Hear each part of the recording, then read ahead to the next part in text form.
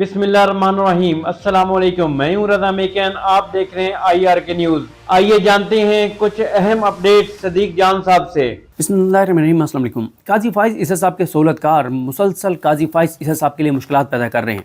वो ऐसे बयानात दे रहे हैं जिससे काजी फाइज़ ईसा साहब मज़ीद एक्सपोज हो रहे हैं, और वो ऐसी चीज़ें कर रहे हैं जिससे काजी फाइज़ ईसा साहब जो है वो अपने ही जजेस की नज़रों में गिरते चले जा रहे हैं, और हर आने वाले लम्हे के साथ एक्सपोज होते चले जा रहे हैं और खुल के चीज़ें आ रही हैं। अब तो काजी फाइज़ ईसा के सहूलतकार भी ये मान रहे हैं कि काजी फाइज़ ईसा की एक्सटेंशन क्यों ज़रूरी है। मैं आज की वीडियो में आपको मैंने बस कुछ देर में बैठ के ऐसे ही जो मुझे याद थे, मैंने कोई 32 काजी फाइज़ ईसा साहब की इस निज़ाम के लिए, शरीफ ख़ानदान के लिए, नून लीग के लिए, पीपल्स पार्टी के लिए खिदमात लिखी हैं, और जब मैं वो 32 साहब के सामने रखूँगा तो आप उनमें से मुझे बता दीजिएगा कि कितनी हैं, कोई एक बता दीजिएगा जो उन्होंने पाकिस्तान के लिए की हो।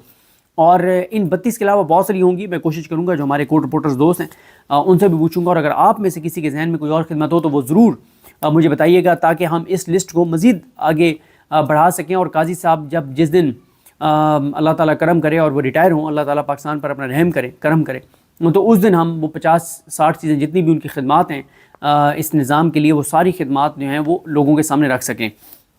पहली बात तो ये है जनाब कि 2 इंटरव्यूज़ दिए हैं। एक कल ख्वाजा आसिफ साहब ने दिया है और एक इंटरव्यू दिया है उन्होंने बिलावल भुट्टो ज़रदारी साहब ने।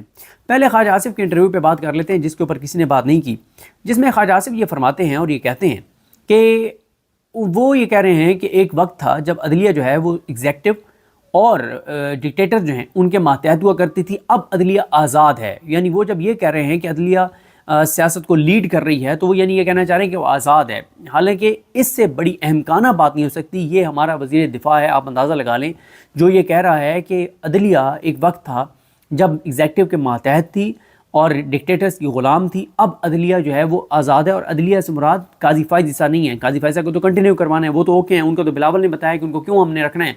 लेकिन ख्वाजा आसिफ जो बात कर रहे हैं वो इसलिए गलत है कि सुप्रीम कोर्ट एग्जेक्टिव के मातहत नहीं है, सुप्रीम कोर्ट किसी के मातहत नहीं है। सुप्रीम कोर्ट ने तमाम स्टेट ऑर्गन्स के ऊपर नज़र रखनी है कि आया वो आइन के मुताबिक काम कर रहे हैं, नहीं कर रहे। अगर कोई भी स्टेट ऑर्गन, अगर हुकूमत, अगर एग्जेक्टिव, इवन ये पार्लियामेंट कोई भी चीज़ करेगी तो उसकी स्क्रूटनी सुप्रीम कोर्ट ने करनी है। देखें, सुप्रीम पार्लियामेंट नहीं है, ये गलत है कि पार्लियामेंट सुप्रीम है। सुप्रीम आइन है, आइन जो बन गया है उसके जो बेसिक स्ट्रक्चर है उसको चेंज नहीं किया जा सकता। कल मैं किसी जगह सुन रहा था किसी प्रोग्राम में कि शायद काशिफ अब्बासी साहब ये कह रहे थे कि अगर पार्लियामेंट 2 तारीख से तरमीम कर दे कि जो पार्लियामेंट है ये 5 नहीं अब 10 साल के लिए होगी, तो क्या वो 10 साल के लिए रहेगी? मतलब ये कैसी आप बात कर रहे हैं? तो बेसिक जो स्ट्रक्चर आइन का उसके खिलाफ आप नहीं जा सकते। और फिर वो भी ये पार्लियामेंट जो फॉर्म 47 वाली है, जो जाली है, जिन्होंने जिस तरह से वो आए हैं वो सबको पता है। तो इसलिए ये जो तरमीम है बिलावल साहब की, उस बात पर आते हैं। हाँ, ख्वाजा आसिफ की, ख्वाजा आसिफ साहब कहते हैं कि जनाब हम इस अदलिया को ना मातहत एक तरह से करना चाहते हैं, क्योंकि ये सियासत को लीड कर रही है। और भाई वो सियासत को लीड नहीं कर रही, वो ऐसे आज़ादाना फ़ैसले दे रहे हैं 8 जजेस और उधर से 6 जजेस, जो हुकूमत के सारे प्लान्स को नाकाम बना रही है। पहले ज़रा सुनिए कि ये वही है जो कल इसका एक क्लिप सुनाया था ना आपको ख्वाजा आसिफ साहब का, जिसमें आसमा शराजी साहबा और ख्वाजा आसिफ साहब बहुत फिक्रमंद थे कि 25 अक्टूबर के बाद, काजी के जाने के बाद, अगर 8 फरवरी के इलेक्शन का ऑडिट हो गया तो फिर क्या होगा? फिर वही होगा जो पूरे पाकिस्तान को पता है, कि पूरे पाकिस्तान को पता चलेगा कि काजी फाइज़ ईसा ने और सिकंदर सुल्तान राजा ने जो है वो किस तरह से इस निज़ाम के कहने पर ये इलेक्शन करवाए। और ये गवाही तो आप जो है वो कमिश्नर रावलपिंडी जो है वो चट्टा साहब भी दे चुके हैं। ज़रा सुनिए ख्वाजा आसिफ क्या कह रहे हैं। जुडिशरी जो है ना इस वक्त बड़ा एक्टिवली पॉलिटिक्स में पार्टिसिपेट कर रही है, डायरेक्टली और इनडायरेक्टली। माजी में देवर यू नो सॉर्ट ऑफ कह सकते हैं कि एक रवैया जो उनका था वो मातहत होता था एग्जीक्यूटिव के। एग्जीक्यूटिव चाहे फौज थी मार्शल लॉ के दौरान जो है, या हुकूमतें होती थी, क्वाज़ाई डेमोक्रेसी होती थी, उस सारे सिलसिले में जो है अब दे आर एक्चुअली लीडिंग जो पॉलिटिकल जो फोर फ्रंट के ऊपर जो है ना इस वक्त आपको जुडिशरी नजर आएगी। अब आप इससे अंदाज़ा लगाएं कि ये आपका वज़ीर दिफा है फॉर्म 47 वाला, जिसको रिहाना डार साहबा ने जो है वो 70-80 हज़ार वोटों से शिकस्त दी। उसकी इतनी जाहिलाना और अहमकाना बात सुने, उसकी इतनी सेंस नहीं है, और इतने वो धड़ल्ले से कह रहा है कि عدلیہ جو ہے وہ ماتحت ہونی چاہیے ایگزیکٹو کے اور اسٹیبلشمنٹ کے اور فوج کے ماتحت ہونی چاہیے. اس سے آپ ان کی ذہنیت کا اندازہ لگا لیں کہ جو ان کا اپنا اس وقت کردار ہے اس وقت اقتدار میں آنے کے لیے، یہ کہتے ہیں سب کا کردار ویسا ہو جائے. اور یہ ہے وہ صورتحال کہ اتنا کھل کے ٹی وی پہ آ کے کہہ رہے ہیں کہ ہمیں قاضی اس لیے چاہیے کیونکہ قاضی اس وقت ماتحت ہے ایگزیکٹو کے اور اداروں کے، تو ہم نے اسی چیز کو کنٹینیو رکھنا ہے، اس لیے ہمیں قاضی فائز عیسیٰ چاہیے. اب آئیں بلاول بھٹو زرداری پر. بلاول کا کلپ سنانے سے پہلے میں آپ کو بتا دوں کہ بلاول صاحب جو ہیں انہوں نے جو ہے وہ انہوں نے انٹرویو دیا کل مہر بخاری صاحبہ کو، اور مہر صاحبہ نے بہت اچھا انٹرویو کیا. تو اس میں وہ کہتے ہیں کہ جناب 25 سے پہلے حکومت چاہتی ہے کہ یہ آئینی ترامیم ہوں، اور اس میں انہوں نے قاضی فائز عیسیٰ کی بہت تعریفیں کی ہیں، اور وہ کہتے ہیں کہ میں وزیر قانون ہوتا تو میں بھی یہی چاہتا کہ 25 سے پہلے ہو جائے. اور انہوں نے تو قاضی فائز عیسیٰ کو جو ہے وہ عدلیہ کا زرداری قرار دے دیا. انہوں نے کہا کہ وہ زرداری کی طرح ہیں قاضی فائز عیسیٰ. کیونکہ وہ اپنے اختیارات جو ہے وہ جوڈیشری کو انہوں نے تفویض کر دیے، جیسے زرداری نے صدر ہوتے ہوئے اپنے اختیارات جو ہیں وہ پارلیمنٹ کو تفویض کر دیے تھے.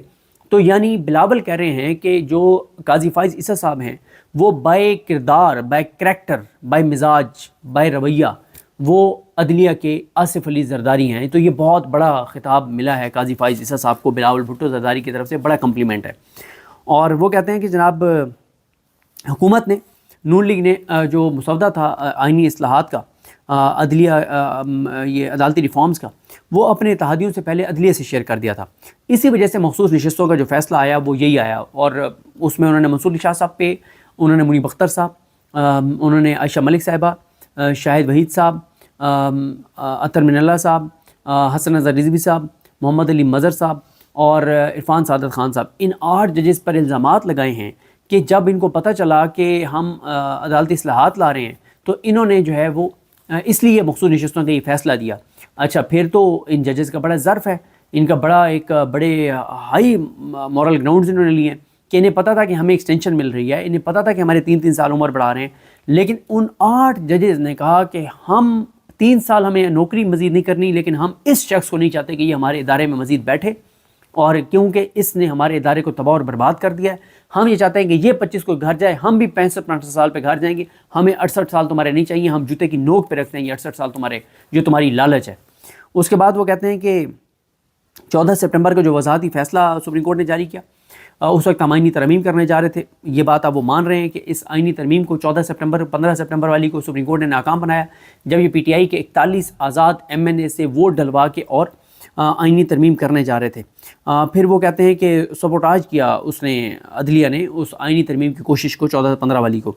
پھر وہ کہتے ہیں کہ 25 کے بعد جو ہے وہ پرو ڈیموکریٹک جج جو ہیں وہ انہوں نے پوچھا مہر بخاری صاحبہ نے کہ کیا آپ کو پرو ڈیموکریٹک نہیں لگتے، اپنا ڈیموکریسی نہیں لگتے آپ کو منصور علی شاہ صاحب، کہ آپ یہ کہتے ہیں کہ 25 سے پہلے ہی کرنا ہے. تو انہوں نے پھر یہاں پہ وہی جو میں نے بتایا زرداری کی طرح انہوں نے قرار دیا قاضی فائز کو، اور انہوں نے کہا کہ مجھے منصور علی شاہ پر یہ اعتماد نہیں ہے کہ منصور علی شاہ جو ہیں وہ اپنے ججز کو کنٹرول کریں. یہ اتنا بڑا احمقانہ اور جاہلانہ بیان ہے، یہ اتنا سطحی بیان ہے کہ مطلب چیف جسٹس کا کام اپنے ججز کو کنٹرول نہیں کرنا. چیف جسٹس اگر بیٹھا ہے، قاضی فائز عیسیٰ چیف جسٹس تھے لیکن ہار گئے نا. 13 رکنی بینچ میں صرف ایک جج کے ساتھ انہوں نے اتفاق کیا، وہ بھی خود اتفاق کیا، ان سے کسی جج نے اتفاق نہیں کیا. ایک جج سے انہوں نے اتفاق کیا، جمال خان مدخیل نے. باقی 8 اکثریتی فیصلہ کچھ اور کہہ رہے تھے، یا افریدی کچھ اور کہہ رہے تھے، اور 2 تو قاضی صاحب سے آگے نکل گئے، ان کے جو جا رہے ہیں، ایک امین الدین خان اور ایک نعیم افغان، وہ تو قاضی سے بھی آگے نکل گئے. انہوں نے کہا جی یہ ساری مخصوص نشستیں چوروں ڈاکوں لٹیروں کو ملنی چاہیے. لیکن قاضی کا، چیف جسٹس کا ایک ہی ووٹ ہے. چیف جسٹس نے کنٹرول نہیں کرنا ہوتا، لیکن چیف جسٹس نے کنٹرول کیا ہے. قاضی فائز صاحب نے سپریم کورٹ کو کنٹرول کیا ہے، پوری عدلیہ کو کنٹرول کیا ہے. تو ناظرین یہ تھی آج کی اہم اپڈیٹس جو آپ نے جانی صدیق جان کی زبانی.